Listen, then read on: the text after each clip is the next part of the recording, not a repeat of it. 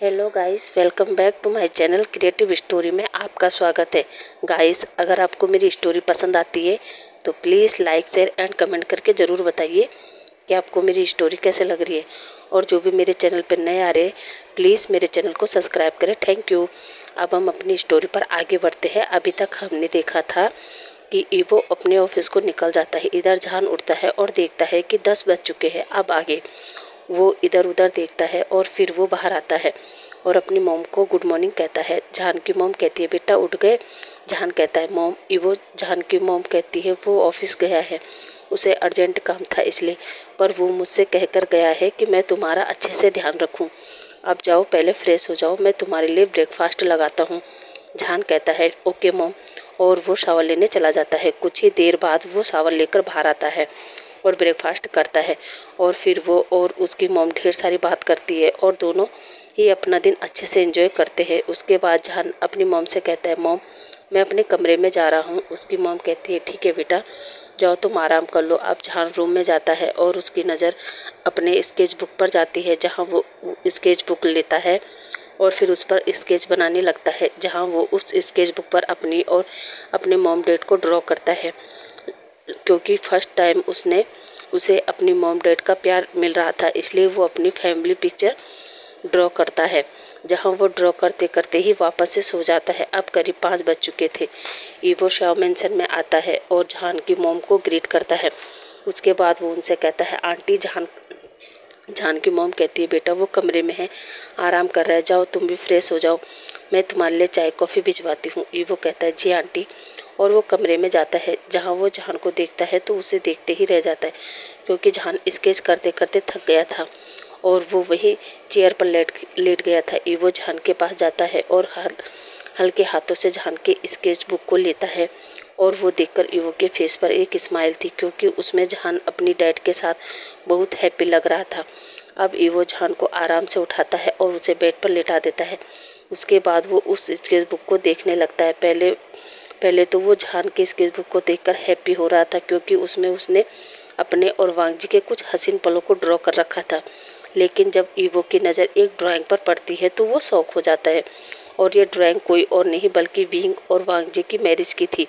जब वो दोनों मैरिज बाउल्स ले रहे थे तब एक शख्स उन पर गोली चला रहा था। ईवो ये देखकर शॉक था, क्योंकि वांग जी को ये पता ही नहीं था कि किसने उन पर गोली चलाई थी, मगर विंग की वो स्केच बुक देखकर ईवो समझ जाता है कि जहान ने ज़रूर उस पर्सन को देखा है, इसलिए वो गोली पहले मेरे जहान यानी मेरे विंग को लगी थी। इतना सोच ही रहा था तभी जहान उठता है और वो ईवो से कहता है ईवो तुम आ गए।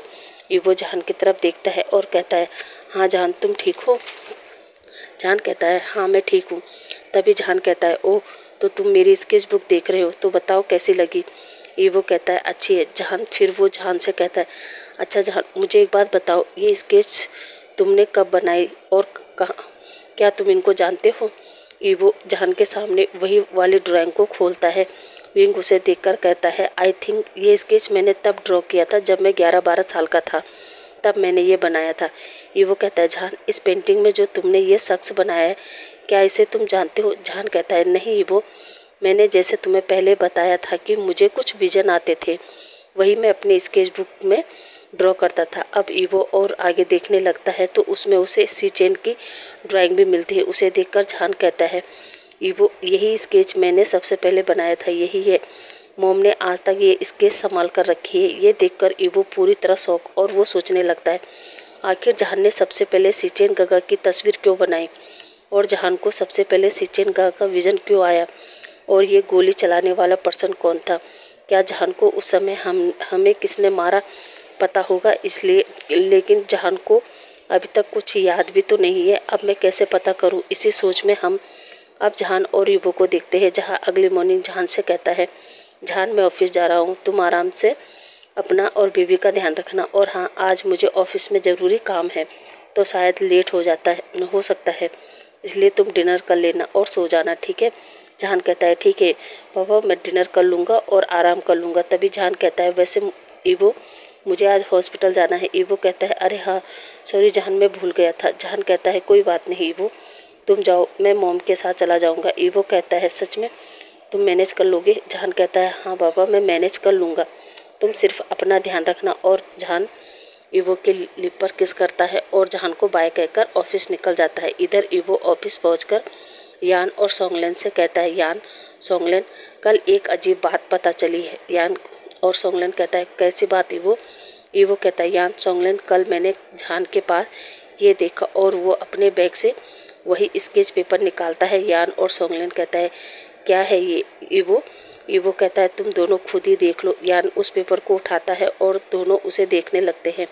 ईवो कहता है, तुम दोनों का क्या क्या दिखाई दे रहा है? यान कहता है, ये तो शायद तुम्हारी और जहान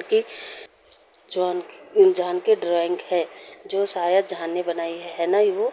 ईवो कहता है, हाँ यार, ये सही है, ये हम दोनों ही है, मगर अब वाले जहान और ईवो नहीं, पहले वाले विंग और वांग जी। और तुमने इसमें एक चीज़ और नोटिस किया? सोंगलेन कहता है, कौन सी बात ईवो? अब ईवो उन दोनों को स्केच बुक में एक झाड़ के पीछे एक पर्सन को पॉइंट करता है और बताता है कि इसे देखो, ये पर्सन शायद छुपकर गोली चला रहा है, मगर उस समय लैंड हाउस में इतनी टाइट सिक्योरिटी थी कि ये पर्सन अंदर कैसे घुसा। दूसरी चीज़ ये कि ये मेरे और विंग की मैरिज का स्केच है। और तीसरी बात, शायद इस पर्सन को जहान, मेरा मतलब विंग, ने देखा था, इसलिए तो उसने ये पेंटिंग बनाई। और जब मैंने उसे पूछा कि उसे कुछ याद है तो उसने मुझसे कहा कि ये सब मुझे विजन आते थे। यान कहता है, ईवो, तुम कहीं ये तो नहीं सोच रहे हो कि शायद जहान, मेरा मतलब विंग, जानता था कि तुम दोनों को गोली किसने मारी?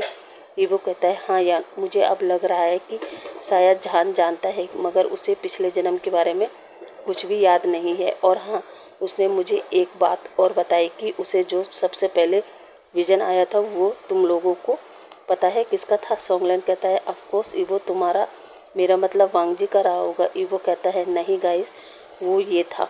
ईवो कहता है, ये मेरे गगा सिचेन है। सोंगलेन कहता है, एक मिनट ईवो, क्या क्या तुमने ये तुम्हारे गगा सिचेन है? ईवो कहता है, हाँ, क्यों? सोंगलेन कहता है, नहीं, ये चेहरा मुझे जाना पहचाना लग रहा है, ऐसा लग रहा है शायद मैं इन्हें जानता हूँ। ईवो कहता है, क्या? ऐसा कैसे हो सकता है? और तुम इन्हें कैसे जानते हो? याद करो सोंगलेन, कहाँ देखा है तुमने इन्हें? सोंगलेन अब वो तस्वीर लेकर अपने दिमाग पर जोर देने लगता है और कुछ देर में उसे याद आ जाता है और वो कहता है, हाँ ईवो, इसको मैंने यहीं देखा है। बहुत पहले मैं एक बार डैड के साथ अपने कॉलेज गया था, वहीं मैंने इनको देखा था। पर सॉरी ईवो, मैं इनके बारे में कुछ और नहीं जानता। ईवो कहता है, कोई बात नहीं सोंगलेन, तुम्हारी बातों से मुझे इतना पता चल गया है कि शायद उस पर्सन का कुछ लेना देना तुम्हारे कॉलेज से था। सोंगलेन, तुम दोनों अब ये पता करो कि तुम्हारे कॉलेज से इस पर्सन का क्या संबंध है। इधर जहान अपनी मॉम के साथ हॉस्पिटल जाता है अपना रूटीन चेकअप करवाने के लिए। जब जहान चेकअप करवा के बाहर आता है तो उसे किसी को देखकर ऐसा लगता है कि जैसे उसने वांगी को देखा है। जहान सोचता है, वांगी यहाँ क्या कर रही है? फिर सोचता है, नहीं, प्रिंसेस का यहाँ क्या काम, शायद मुझे वहम हुआ हो। और वो उस चीज़ को इग्नोर करके अपनी मॉम के साथ श्याओ मेंशन आ जाता है। अब विंग को काफ़ी थकान हो गई थी तो वो जाकर अपने रूम में आराम से सो जाता है। अब शाम के 5 बजे निये जहान से मिलने उसके मेंशन आता है। निये जहान के पास जाता है और जहान से बातें करने लगता है और जहान से कहता है, जहान, क्या तुमने कोई पेंटिंग बनाई? जहान कहता है, हाँ, ये देखो। और जहान निये को अपने मॉम डैड के साथ अपनी बनाई हुई पेंटिंग दिखाता है। निये कहता है, वाह विंग, वाह जहान, ये तो बेस्ट पेंटिंग है। क्या तुमने और पेंटिंग बनाई है? क्योंकि मुझे लगता है कि इस पेंटिंग को तुम सेल नहीं करोगे। जहान कहता है, हाँ निये, ये मैं सेल नहीं करूँगा बल्कि वांग मेंशन में ले जाऊँगा अपने साथ। निये कहता है, ठीक है जहान। तभी जहान कहता है, निये, मेरा एक काम करोगे? निये कहता है, हाँ जान, बताओ क्या करना है। जहान कहता है, निये, आज मैंने हॉस्पिटल में वांगी को देखा। निये कहता है, क्या? जहान कहता है, मैं श्योर नहीं हूँ मगर मुझे लगा शायद वो वांगी थी। तो क्या तुम पता लगा सकते हो कि क्या सच में वांगी घर से बाहर हॉस्पिटल गई थी? और गई थी तो क्यों?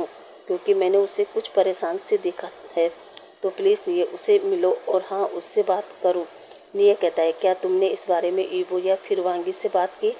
जहान कहता है, नहीं निये, मैंने अभी किसी से बात नहीं की। निये कहता है, ठीक है जान, मैं पता करवाता हूँ, तुम आराम करो, अब मैं चलता हूँ। जहान कहता है, ठीक है निये, बाद में मिलते हैं। इधर अगले मॉर्निंग ईवो, सोंगलेन और यान सोंगलेन के कॉलेज जाते हैं। वहाँ ईवो प्रिंसिपल से मिलता है। ईवो प्रिंसिपल को सिचेन का स्केच देते हैं और कहता है, सर क्या आप इन्हें जानते हैं? प्रिंसिपल कहता है, जी मिस्टर वांग, ये तो हमारे कॉलेज के ट्रस्टी मिस्टर जिबुजुन है। पहले 21 साल से यही हमारे कॉलेज को बहुत बड़ी डोनेशन देते आ रहे हैं। ईवो कहता है क्या पिछले 20-21 साल से? इससे पहले इस कॉलेज का ट्रस्टी कौन था? प्रिंसिपल कहता है आई एम सॉरी सर, ये तो मैं नहीं जानता, पर हाँ हमारे कॉलेज के लाइब्रेरियन हैं जो यहाँ पिछले 50 सालों से रहते थे, मगर अब वो कहाँ हैं ये मैं नहीं जानता। वही आपको इस कॉलेज की पूरी जानकारी दे सकते हैं। ईवो कहता है थैंक यू सर, आप मुझे उनका नाम और उनका पूरा एड्रेस दे दीजिए, मैं पता लगा लूँगा। इतना कहकर ईवो ऑफिस से बाहर आ जाता है। अब हम 1 हफ्ते बाद देखते हैं ईवो को उस पर्सन के बारे में पता चल जाता है। ईवो, सोंगलेन और यान तीनों उस पर्सन से मिलने चले जाते हैं जहां ईवो को वो पर्सन मिल जाता है। ईवो उस पर्सन से कहता है मिस्टर रैन। वो पर्सन कहता है जी मैं ही मिस्टर रैन हूँ, आप कौन? ईवो वो स्केच निकालता है और उस पर्सन को दिखाता है और कहता है क्या आप इन्हें जानते हो? मिस्टर रैन जब सीचेन को देखते हैं तो वो घबरा जाते हैं और ईवो से कहता है मैं नहीं जानता इसे, तुम लोग चले जाओ यहाँ से, चले जाओ। ईवो कहता है प्लीज़ अंकल मुझे इसके बारे में बताइए, ये कौन है और आपका इनसे क्या संबंध है? अब मिस्टर रैन कहते हैं संबंध एक मालिक और सर्वेंट का था। ईवो कहता है क्या मतलब? मुझे सब जानना है। रैन कहता है क्यों बेटा, तुम्हें क्यों जानना है? ईवो कहता है इसलिए अंकल कि शायद अतीत में बहुत सारे राज थे जिनको मैं जाने बिना ही इस दुनिया से चला गया और मैंने अपने सारे परिवार, प्यार और दोस्तों को खो दिया था। इसलिए रैन कहता है इसका क्या मतलब, राज जाने बिना ही चले गए? ईवो कहता है अंकल मैं लैन वांगजी हूँ, क्या आप जानते हो? रैन कहता है क्या तुम ही लैन वांगजी हो? ईवो कहता है हाँ अंकल मैं वांगजी हूँ और मेरा दोबारा जन्म हुआ है। रैन कहता है हे भगवान, मैं ये तुम्हारा कैसा फैसला है जिसने इन बच्चों को मारा? आज दोबारा तुम इस बच्चे को उसी के सामने खड़ा कर दिया। ईवो कहता है क्या मतलब अंकल, आप क्या कहना चाहते हो? रैन कहता है बेटा शायद तुम्हें याद होगा न्यू हुसैन जिसने अपना ब्लैक कार्ड एक गार्ड को दिया था। ईवो कहता है हाँ क्या वो इतने में? वो कहता है हाँ मैं वही गार्ड हूँ। न्यू हुसैन ने मुझे ब्लैक कार्ड दिया था जिसने बहुत सारे पैसे थे और वो पैसे उसने मुझे वो इंजेक्शन ना लगाने के लिए दिए थे।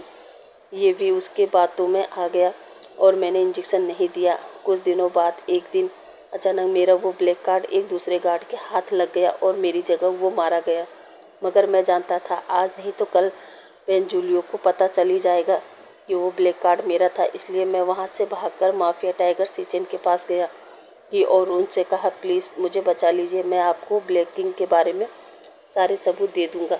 मगर मैं समझ नहीं पाया कि वो इंसान की खाल में भेड़िया था। उस दिन जब मैं उनके पास गया तब उन्होंने मुझसे कहा ये बात तुमने किसी और को तो नहीं बताया? मैंने मना किया। फिर सीचेन मुझे अपनी गाड़ी में बिठाकर अपने साथ एक जगह ले गया। जब मैं वहां पहुंचा तो चारों तरफ अंधेरा था। मैं समझ नहीं पाया कि मैं कौन सी जगह पर हूँ, लेकिन जब वहां लाइट ऑन हुई तो वहां सीचेन और बेंजूलियो के साथ वहां सीचेन के कुछ गार्ड थे जिन्होंने मेरी बेटी लिली को और उसके पार्टनर जॉन को पकड़ा हुआ था। ईवो कहता है क्या लिली आपकी बेटी थी? रैन कहता है हाँ, मुझे नहीं पता था कि वो सीचेन के ऑफिस में ही काम करती है। उसने पहले तो जॉन को मारा और फिर मेरी बेटी को मारने वाले थे। तभी मैंने उनसे कहा सर ये आप क्या कर रहे हो, आपका दुश्मन आपके सामने खड़ा है, उसे मारने की बजाय आप अपने ही एम्प्लॉय को मार रहे हो। उस दिन मुझे पता चला कि उस काले बाजार का असली किंग बेंजूलियो नहीं बल्कि खुद माफिया टाइगर का बॉस लैन सीचेन था। उन दोनों ने मेरे सामने ही मेरी बेटी लिली का रेप किया और फिर उसे मार दिया और इस सदमे को मैं बर्दाश्त नहीं कर पाया और मेरी सांस